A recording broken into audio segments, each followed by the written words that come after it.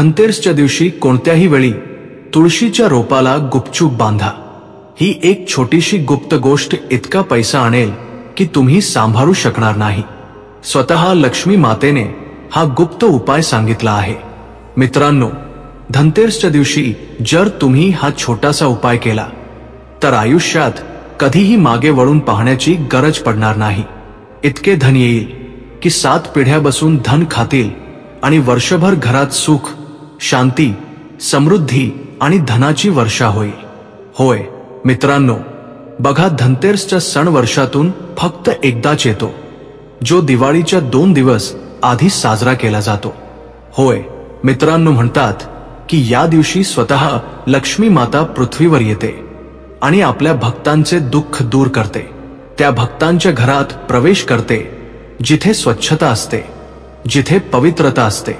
होय मित्रांनो, बघा, धनतेरसचा हा पवित्र क्षण फक्त धन आणि सोने चांदी खरेदी करण्याचा सण नाही. धनतेरसच्या दिवशी तुम्ही सोने, चांदी, हिरे जवाहर खरेदी करणे आवश्यक नाही. तुम्ही धनत्रयोदशीच्या दिवशी झाडू खरेदी करणे आवश्यक नाही. तुम्ही धनत्रयोदशीच्या दिवशी सुके धने खरेदी करणे आवश्यक नाही. आज मी तुम्हाला एक अशी गुप्त आणि रहस्यमय गोष्ट सांगत आहे, जी जर तुम्ही धनत्रयोदशीच्या दिवशी तुळशीला बांधली तर माता लक्ष्मी कायमस्वरूपी तुमच्या घरात निवास करू लागेल. होय, जेव्हा देवी महालक्ष्मी स्वतः पृथ्वीवर भ्रमण करते आणि अशा घरांमध्ये प्रवेश करते जिथे श्रद्धा, विश्वास आणि अदृश्य नियमांचे पालन केले जाते. आणि आज मी तुम्हाला एक असा गुप्त आणि रहस्यमय उपाय सांगणार आहे, जो ना शास्त्रांमध्ये उघडपणे सांगितला गेला आहे, ना पंडितांनी आजपर्यंत तुम्हाला समजावलं असेल. कारण हे रहस्य थेट धनत्रयोदशी आणि तुळशीच्या दिव्य संबंधाशी जोडलेले आहे. आता तुम्हीही हेच विचार करत असाल. अनेक जातकांच्या मनात हा प्रश्नही येत असेल की धनत्रयोदशी आणि तुळशीचा काय संबंध आहे. तर बघा, तोच संबंध आज मी तुम्हाला सांगणार आहे. बघा, हा उपाय प्राचीन काळी फक्त मोठे मोठे विशिष्ट महाज्ञानी आणि संतच करत होते आणि त्यांनी हा उपाय फक्त आपल्या शिष्यांनाच दिला होता. तर तुम्ही खूप भाग्यवान आहात की स्वतः माता लक्ष्मीने हा उपाय ऐकण्यासाठी तुम्हाला निवडले आहे. तर ज्याच्या अंगणात तुळस आहे, जिला विष्णू प्रिया म्हटले आहे, ही तीच तुळस आहे. होय, ज्याच्या अंगणात दिवा जळतो तर पिढ्यानपिढ्या धनप्रवाह होत राहतो. पण तुमच्यापैकी किती जणांनी कधी विचार केला की तुळस फक्त एक रोप नाही. तुळशीला आपल्या शास्त्रांमध्ये माता लक्ष्मीचे असे रूप म्हटले आहे, जे प्रत्येक घरात स्थापित असते. होय, तुळस फक्त एक सामान्य रोप नाही, तर धनाचा मार्ग शोधणारे एक माध्यम आहे. आणि धनत्रयोदशीचा हा सण तुळशीशी इतका जोडलेला आहे की जर या दिवशी तुम्ही गुपचूप तुळशीला एक विशेष वस्तू बांधली तर धनाचा तो प्रवाह वाहतो, ज्याला तुम्ही थांबवू शकणार नाही. उलट तुम्हाला स्वतःला समजणार नाही की कुठून कोणत्या रूपात पैसा येऊ लागला आहे. कधी पैसा थांबणारच नाही. जर तुमचा व्यवसाय ठप्प झाला असेल तर तो आपोआप पुन्हा सुरू होईल आणि तुमच्या आयुष्यातील सर्व कर्जे आपोआप फिटून जातील. कधीतरी अचानक तुम्हाला विसरलेले पैसे मिळतील. आता असे समजू नका की मी तुम्हाला ही गोष्ट लगेच सांगेन. नाही, कारण हा काही सामान्य उपाय नाही. ही ती अमोघ पद्धत आहे जी करणाऱ्याचे नशीब पालटते. पण आधी हे समजून घ्या की धनत्रयोदशी आणि तुळशीमध्ये संबंध का आहे, काय आहे आणि कसा आहे. धनत्रयोदशीच्या रात्री जेव्हा यमदीप लावला जातो तेव्हा त्याच्या समांतर तुळशीच्या अंगणात बसलेली एक सूक्ष्म ग्रह शक्ती देखील सक्रिय होते. आपल्या घरातील जी तुळस असते त्या घरात माता लक्ष्मीचा वास असतो. त्या तुळशीच्या रोपात माता लक्ष्मी साक्षात विराजमान असते. बघा, लोक मोठ्या मोठ्या मंदिरात जाऊन माता लक्ष्मीला शोधतात, आपल्या स्वयंपाक घरात शोधतात, आपल्या घरात शोधतात, आपल्या पूजास्थळी शोधतात. पण माता लक्ष्मी धनतेरसच्या दिवशी इतरत्र नाही, तर तुळशीच्या रोपातच विराजमान असते, असे आपले शास्त्र सांगते. होय मित्रांनो, मी तुम्हाला सांगतो की धनतेरस ही ती काल ऊर्जा आहे जी व्यक्तीच्या नशिबात पैशांच्या अडथळ्यांना बांधते आणि तुळस त्याच्या विरुद्ध तुळस ते उघडते. म्हणून जे लोक धनतेरसवर फक्त खरेदी करून परत येतात ते फक्त परंपरा पाळतात, पण जे व्यक्ती तुळशीपासून सुरुवात करतात ते आपले नशीब लिहितात. आता येथे तुम्हाला समजून घ्यायचे आहे की धन कसे येते. धन केवळ परिश्रमाने येत नाही. धन तेव्हा येते जेव्हा सौभाग्य जागृत होते. सौभाग्य जागृत होते जेव्हा आपली आत्मा एखाद्या शक्ती पुंजीशी जोडली जाते. आणि तुळस तो महामंत्र आहे जो या ब्रह्मांडातील धनात्मक ऊर्जेला खेचून मनुष्याच्या अंगणात उतरवू शकते. तुळस आपल्या घरातील एक असे रोप आहे जे माता लक्ष्मीला खूप सहजपणे आपल्या घराकडे आकर्षित करू शकते. आणि बघा, माता लक्ष्मीला दयेची देवी म्हटले जाते की जर एखादा व्यक्ती कितीही वाईट असो, त्याने कितीही पापे केली असोत, तरीही माता लक्ष्मी त्या व्यक्तीचे भले करतेच करते. होय, जर तुम्ही नीट पाहिले तर ज्या घरात तुळस असते तिथे कधीही भयानक रोग टिकत नाहीत. डोळ्यात अश्रू असतात पण पोटात भूक नसते, आणि तक्रारी असतात पण गरिबी नसते, कारण तुळस स्वतः लक्ष्मीचे द्वार आहे. पण धनत्रयोदशीला तुळशीमध्ये एक छोटीशी गुप्त वस्तू बांधली तर लक्ष्मी म्हणते की ती तिथे फक्त पाऊल ठेवत नाही, तर तिथेच आपला मुक्काम करते. उलट ती त्या घरात कायमस्वरूपी आपले स्थान बनवते. आता प्रश्न येतो की ती वस्तू काय आहे. बघा, ते तांदूळ नाही, लवंग नाही, अत्तर नाही, सुपारी नाही. ते एक असे प्रतीक आहे जे जर एखाद्याने जाणून घेतले तर धनाचे द्वार सरळ उघडले जाईल. परंतु आता तुम्हाला थोडे थांबावे लागेल. ते सांगण्यापूर्वी आम्ही तुम्हाला त्यामागील काही विशेष नियम आणि काही विशेष खबरदारी देखील सांगू. कारण बघा, कोणताही उपाय तेव्हाच फलदायी ठरेल जेव्हा आपण त्या उपायाशी संबंधित सर्व विधिविधान, नियम आणि खबरदारी जाणून घेऊ. कारण बघा, कधी कधी जेव्हा आपण कोणत्याही विशेष नियमांशिवाय आणि सावधगिरीशिवाय तो उपाय करतो तेव्हा तो उपाय उलट होऊ शकतो. घरात धन येण्याऐवजी घरात गरिबी देखील येऊ शकते. म्हणून मी तुम्हाला प्रत्येक सावधगिरी, प्रत्येक नियम जो माता लक्ष्मी आणि तुळशीशी संबंधित आहे, या उपायाशी संबंधित आहे, तो मी तुम्हाला सांगेन. बघा, ती फक्त छोटीशी गोष्ट जाणून घेतल्यानंतर जर तुम्ही हा व्हिडिओ मध्येच सोडला किंवा दुर्लक्ष केले तर ती सर्वात मोठी मूर्खता असेल. कारण बघा, कोणताही व्हिडिओ जर तुम्ही सुरू करता आणि त्या उपायाशी संबंधित प्रत्येक गोष्ट ऐकत नाही तर तो उपाय अयशस्वी होऊ शकतो. म्हणून मित्रांनो, प्रत्येक गोष्ट उपायाशी संबंधित आहे. प्रत्येक गोष्ट उपायाशी संबंधित आहे. म्हणून शेवटपर्यंत लक्षपूर्वक बघा, शेवटपर्यंत लक्षपूर्वक ऐका. होय, बघा मित्रांनो, असे म्हणतात की धनत्रयोदशीच्या रात्री ब्रह्ममुहूर्तापूर्वी जे देवगण उतरतात ते मनुष्यांची कर्मपत्रे वाचतात. कोणाला द्यायचे आहे, कोणाकडून घ्यायचे आहे, कोण योग्य आहे, कोण अयोग्य आहे. त्याच रात्री तुळस साक्षीदार बनते. याच कारणामुळे तुळशीमध्ये काही बांधणे थेट देवतांपर्यंत संदेश पाठवण्यासारखे आहे. त्यामुळे असे समजू नका की केवळ वस्तू बांधणे पुरेसे होईल.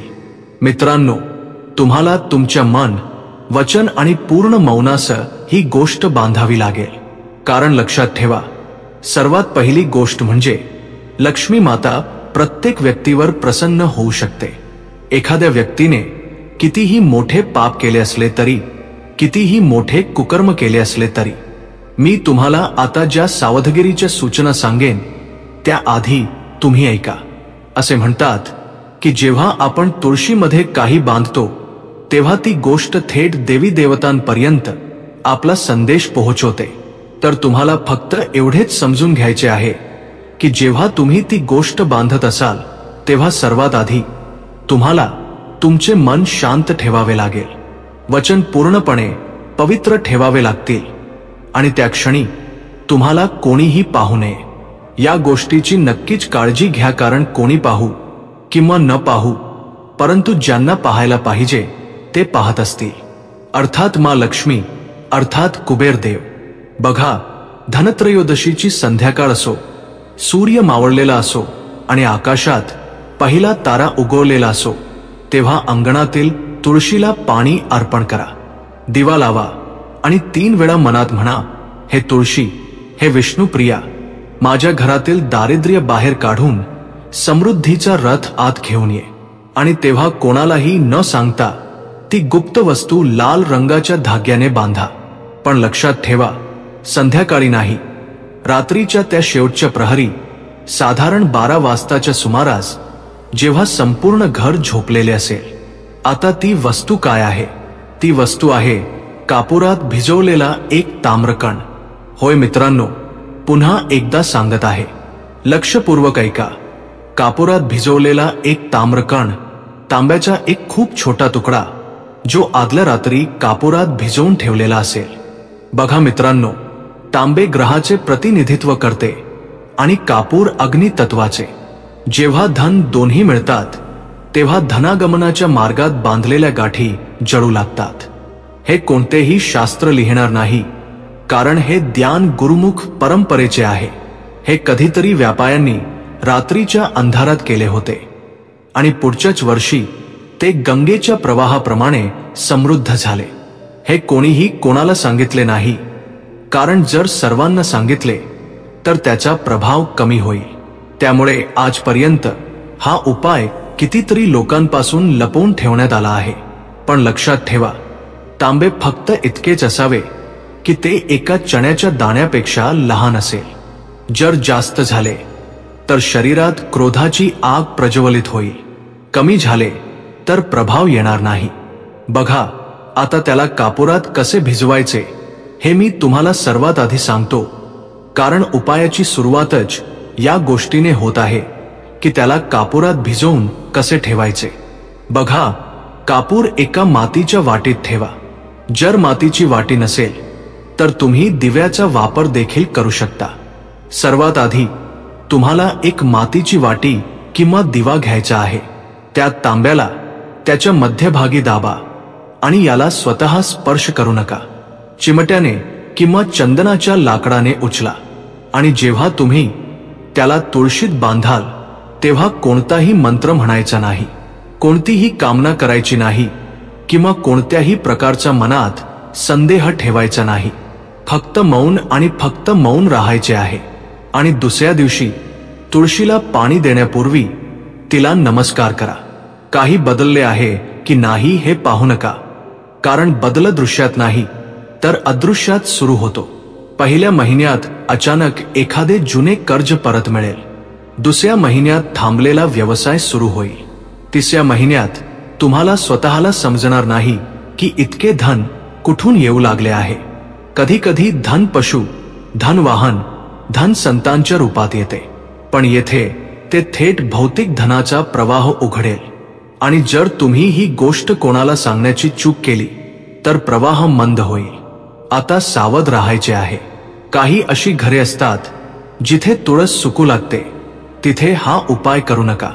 होय, इतके लक्ष आता नक्की ठेवा.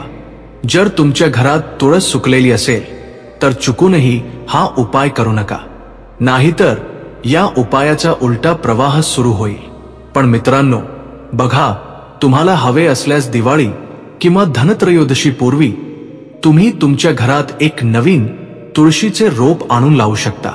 पण बघा, तुळशीचे रोप जुने आणि हिरवेगार असेल तिथेच सर्वात जास्त फायदा होईल. त्यामुळे सर्वात आधी तुम्हाला घरात तुळस सुकू द्यायची नाही.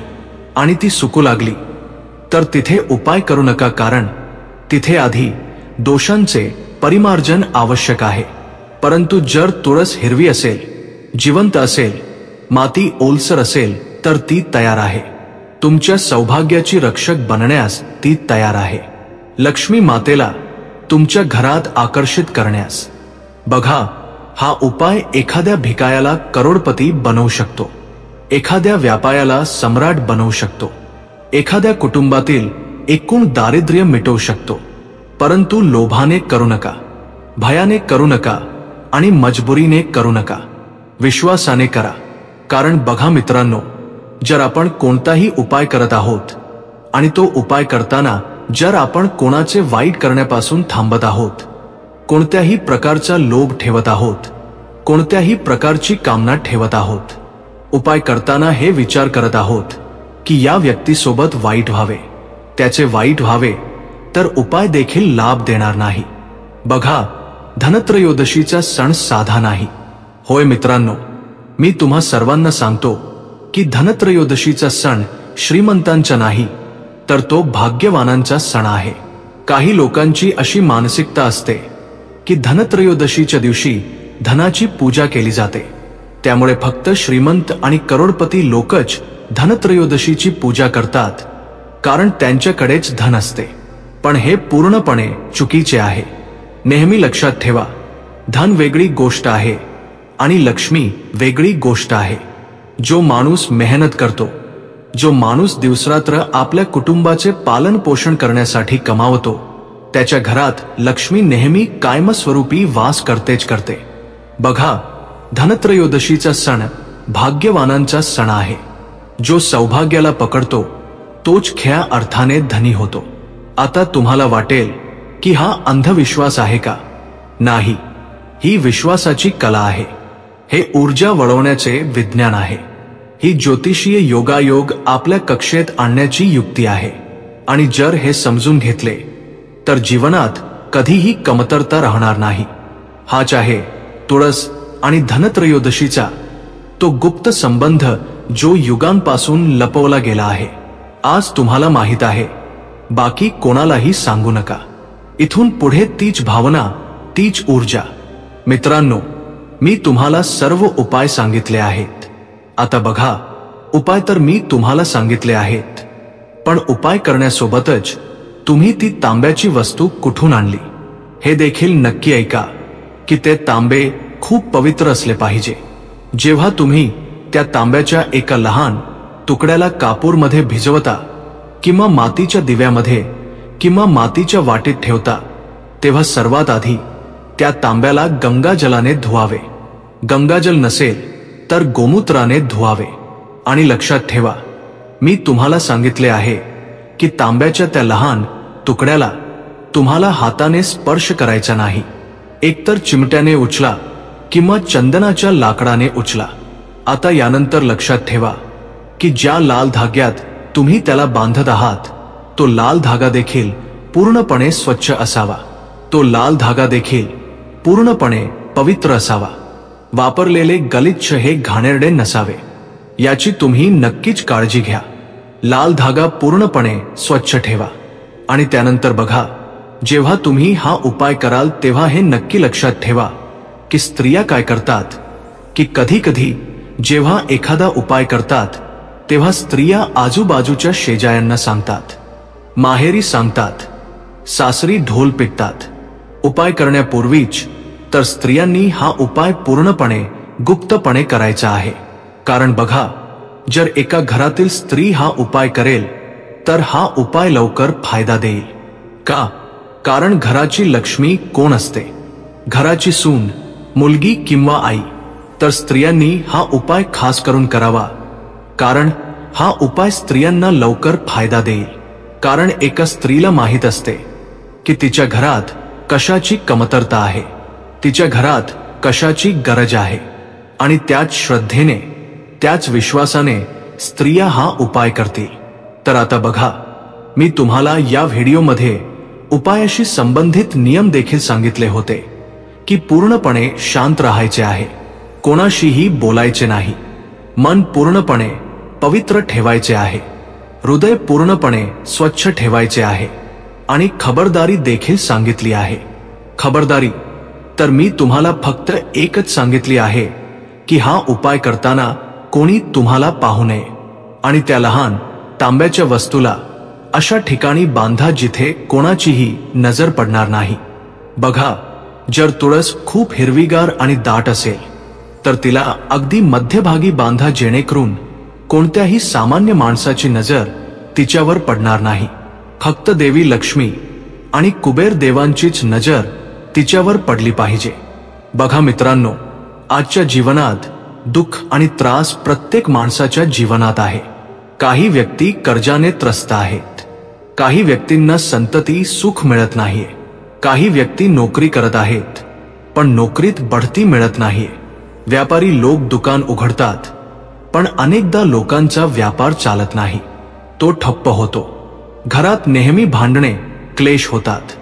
घरात बरकत राहत नाही आणि घरात रोज कोणी ना कोणी व्यक्ती कोणत्या ना कोणत्या रोगाने ग्रस्त असतोच. कोणताही ना कोणताही रोग कुटुंबातील कोणत्या ना कोणत्या व्यक्तीला पकडून बसलेलाच असतो. तर हा उपाय धनत्रयोदशीच्या दिवशी नक्की करा. कारण या उपायाची एक मान्यता अशीही आहे की हा उपाय केवळ पैशांच्या आगमनाचे, पैशांचे दरवाजे उघडत नाही तर आपल्या जीवनातील अडचणींनाही दूर ठेवतो. होय मित्रांनो, बघा, माणूस कोणासाठी कमावतो? आपल्या कुटुंबासाठी कमावतो, आपल्या कुटुंबाच्या आनंदासाठी कमावतो. आणि जेव्हा अनेकदा भांडणे आणि क्लेश होतात तेव्हा तेच कुटुंबही दुरावते. तर तुम्ही या धनत्रयोदशीच्या दिवशी माता लक्ष्मीकडे ही प्रार्थना नक्की करा की माता लक्ष्मी, तुम्ही माझ्या घराला नेहमी एकत्र ठेवा. माझ्या कुटुंबाला कधीही दुरावू देऊ नका. कुटुंबात जर कधी भांडणे आणि क्लेश झाले तर त्यांचे त्वरित निवारण करा. पण माझ्या कुटुंबाला विस्कळीत होऊ देऊ नका. माझ्या कुटुंबाला तुटू देऊ नका. कारण बघा, माता लक्ष्मी त्याच घरात नेहमी कायमस्वरूपी निवास करते, ज्या घरात सुना मुलींचा सन्मान होतो. कारण धनाची देवी माता लक्ष्मी म्हणते की घराची जी लक्ष्मी असते, जर ती हस्त खेळत राहील तर धनाची देवीही तुमच्या घरात हस्त खेळत राहील. सणांच्या दिवसात अनेक लोकांना सवय असते की ते घरातील लक्ष्मीवर ओरडतात, अपशब्द बोलतात. तर बघा, यावेळी तुम्ही हे लक्षात ठेवा की सर्वात आधी घरात चांगले आणि सकारात्मक वातावरण निर्माण करा. कोणत्याही व्यक्तीची वाईट गोष्ट करायची नाही. कोणत्याही व्यक्तीला अपशब्द बोलायचे नाहीत. कोणत्याही व्यक्तीबद्दल मनात द्वेष ठेवायचा नाही. कारण जिथे द्वेष असेल तिथे लक्ष्मी कधीच येणार नाही. आणि दुसरी गोष्ट म्हणजे सणांचा काळ आहे, त्यामुळे घरात स्वच्छ व्यवस्था ठेवा. रात्री स्वयंपाक घरात खरकटी आणि घाणेरडी भांडी सोडू नका. रात्रीची भांडी रात्रीच धुवा आणि सकाळची भांडी सकाळीच धुवा. एवढे तुम्हाला नक्कीच करायचे आहे मित्रांनो. आता यानंतर लक्षात ठेवा की धनत्रयोदशीच्या दिवशी तुम्ही बघा अनेक गोष्टी खरेदी करून घरी आणता. लोक झाडू खरेदी करतात, गुळ खरेदी करतात, धाणे खरेदी करतात, सोने, चांदी, हिरे जवाहरात खरेदी करतात. पण बघा, लक्ष्मी कधीही सोने चांदीने आकर्षित होत नाही. लक्ष्मी व्यक्तीच्या मनातील भावना पाहते, व्यक्तीच्या मनातील दया पाहते, एखाद्या व्यक्तीच्या मनातील करुणा हे पाहते की कोणती व्यक्ती किती पवित्र आहे, कोणती व्यक्ती किती दयाळू आहे. कारण असे म्हणतात की माता लक्ष्मी नेहमी त्या लोकांकडे जास्त जाते जे लोक इतरांचे भले करण्याची इच्छा आधी ठेवतात. अनेकदा तुम्हीही पाहिले असेल की हे मोठे लोक इतके श्रीमंत का असतात? का? कारण ते लोकांचे भलेही करतात, दानधर्म करतात, मातेची सेवाही करतात, असहाय्य व्यक्तींना वस्त्रही दान करतात. तर तुम्ही आणखी एका गोष्टीची शपथ घ्या की या धनत्रयोदशीच्या दिवशी तुम्ही एखाद्या असहाय्य व्यक्तीला नक्की मदत करा. एखादा गरीब व्यक्ती तुमच्या दारात आला तर त्याचा अपमान करू नका. कदाचित माता लक्ष्मी तुमची परीक्षा घेण्यासाठी आली असेल त्या गरीब व्यक्तीच्या रूपात. आणि जर तुम्ही अपमान केला तर तुम्ही त्या गरीब व्यक्तीचा अपमान केला नाही तर साक्षात माता लक्ष्मीचा अपमान केला आहे. त्यामुळे लक्षात ठेवा की माता राणी तुमचीही परीक्षा घेईल. कारण बघा, फक्त लक्ष देणे हेच माता राणीचे ध्येय नसते. माता लक्ष्मी आपल्या भक्तांची परीक्षा अनेक प्रकारे घेते, कधी संकट देऊन, कधी संकटाच्या रूपात येऊन. त्यामुळे लक्षात ठेवा की येणाऱ्या काळात तुम्हाला कोणत्याही महिलेचा अपमान करायचा नाही, कोणाबद्दलही द्वेष, घृणा, मत्सर बाळगायचा नाही, कोणाच्याही भावना दुखावायच्या नाहीत. आपल्या शब्दांची खूप योग्य निवड करायची आहे. तर मित्रांनो, जो उपाय मी तुम्हाला सांगितला आहे, मला आशा आहे की तो उपाय तुम्हा सर्वांना खूप आवडला असेल. तर तुम्हा सर्वांना एक विशेष विनंती आहे. जर तुम्हाला व्हिडिओ आवडला असेल तर व्हिडिओला लाईक करा आणि कमेंट बॉक्समध्ये जय मा लक्ष्मी नक्की लिहा. माता लक्ष्मी तुम्हा सर्वांच्या मनोकामना पूर्ण करेल. आणि जर तुम्ही अजून आमच्या चॅनलला सबस्क्राईब केले नसेल तर तुम्ही सर्वजण आमच्या चॅनलला नक्की सबस्क्राईब करा.